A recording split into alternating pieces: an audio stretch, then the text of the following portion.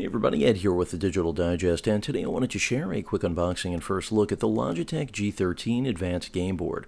Originally priced at $79.99 US back at launch many years ago, this still is one of the best options on the market, if you are in the market that is, for a gamepad of this sort. 25 programmable keys, multi-macros that you can set up, an actual, what they refer to as a game pad readout, I believe. I'm going to flip the box over. I'll give you a quick rundown on basically what it says here, just contents, the actual game board itself, documentation, and of course the OS support, Windows 8, 7, Vista, 70 megs of available disk space needed. I hope you've got that if you're getting ready to use an enthusiast gaming product.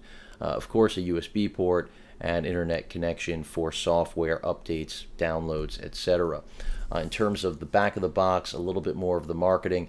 The game panel, that's what I was referring to before, and that has extreme customization and growth over the years of this product's lifespan, much like the original G15 where it all began, at least for me. And Open SDK for developers, specifically game developers, and just people in general, has allowed that to basically be used for whatever you want.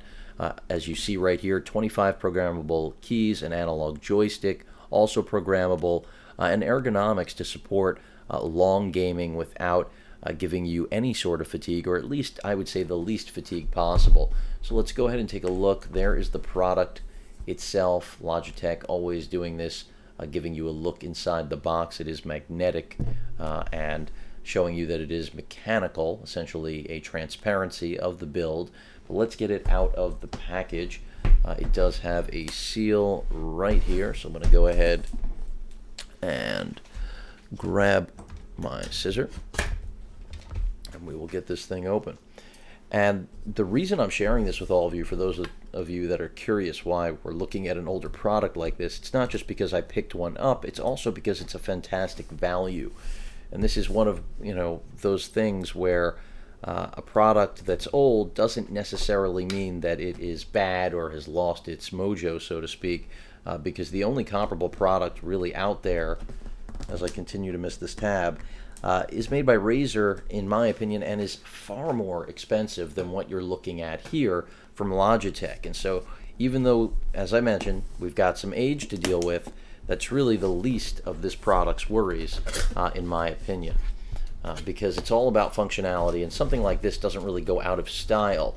And this is perfect for those of you, like myself, that are looking to not necessarily take on a new gaming keyboard, but have something that's really just focused specifically on gaming, and isn't necessarily going to be, up and sitting at your desk or there permanently, but it's going to be substituting, stepping in when you do want to game and you're not using a traditional keyboard that maybe you already rely on a daily basis, like myself. So there it is, and you can see right away that the gamepad itself basically has a rubberized texture right here, and clearly it's going to give you a little bit more of grip. The idea is that you're going to put your palm on there and have quick access, comfortable access to all of the buttons. Of course, this isn't the angle it would run on. Let me go ahead and get the cabling out of here because it is actually run through the back of this. I have to go around back literally to get this out of here. And it looks like they give you a fairly large amount of cable, which is good considering you may want to use this with your television, you may want to use this with your monitor, however you plan to game. But if you want to have reach, it's definitely critical to have a long USB connection, since this isn't a wireless device. A little bit of paperwork, no software, because again, you're going to be downloading all of that on the internet. Logitech's own software suite, that's how you'll be getting access to all of those updates. Let me get the plastic out of here. Let's finally take a look at this. Again, that long USB connection, and then we've got the pad itself, which already seems to be picking up prints, or I'm not sure exactly out of the box. I'll go ahead and zoom in on that. And yeah, I'm not sure. Looks like it's got some marks, which is a little bit odd out of the box. Logitech generally very good with their build quality. I'm looking to see if there's a bit of plastic here at the top, so hopefully that means it's new. I mean, it was sealed. I don't see why it wouldn't be. There's a little bit of cracking in the packaging. You may have noticed this is 4K video after all on the plastic on the interior, which was bizarre. I did purchase this from Amazon for those of you that are curious. But the utility here again is that you do have all of those programmable keys and then comfort to actually use them. So traditional first-person shooters accommodated perfectly. Your palm is sitting comfortably. It's really an experience designed for gamers that you just aren't going to get even with some of the best gaming keyboards on the market. And then having the analog stick integrated in right here is going to allow you to navigate through menus and then programmable buttons for those menus. I mean, really a lot of great things. Then up along the top, besides the fact that we have that display that's going to give you a readout of anything you want from in-game information, team information, to your actual CPU and GPU temps, whatever you want to have it display, because there are so many things, as I mentioned before, OpenSDK development for that since the beginning. You then also have hot buttons or macros for even more functionality, as well as profiles, so that this thing does have its own memory and you can essentially set this up to your liking for different games and then easily switch between those profiles. So really a lot of flexibility, a lot of programmable buttons, again 25 in total, and that includes what you're looking at here down in the lower module. Great ergonomics. I can tell you right now, it's not even just that you have a place like a pad that's naturally comfortable for your hand, but they've also angled the keys. If you take a look, you can see that they're downward sloping. This is to maintain a natural form for your palm as well as the balance of your hand.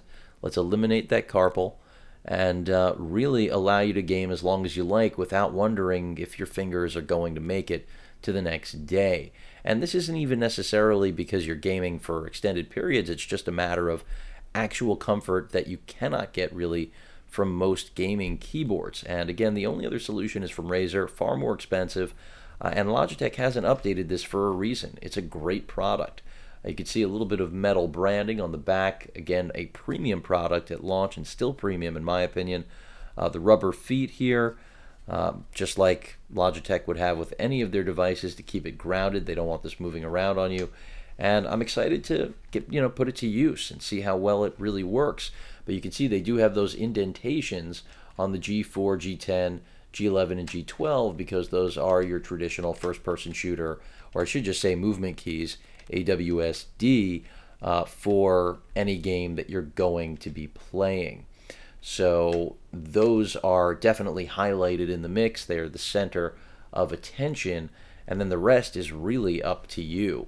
And if they didn't give you a long USB cable, I would wonder why they blessed us with a product like this to begin with, because it has everything a gamer could want, and now at a price that's really affordable. You also have a button right there that will turn the display, I believe, brightness on and off. But I'll be testing this out, reporting back to you. Definitely looks nice, and at the price, $40 to $50, definitely, in my opinion, far better, at least for my needs, and maybe many of yours, than purchasing a full gaming keyboard that you don't necessarily really need, especially if you've got the Logitech G602 mouse like I do, with even more programmable buttons that really will allow you to accommodate any genre or style of game. Any questions or comments, please feel free to post them. And of course, as usual, please feel free to subscribe. Later.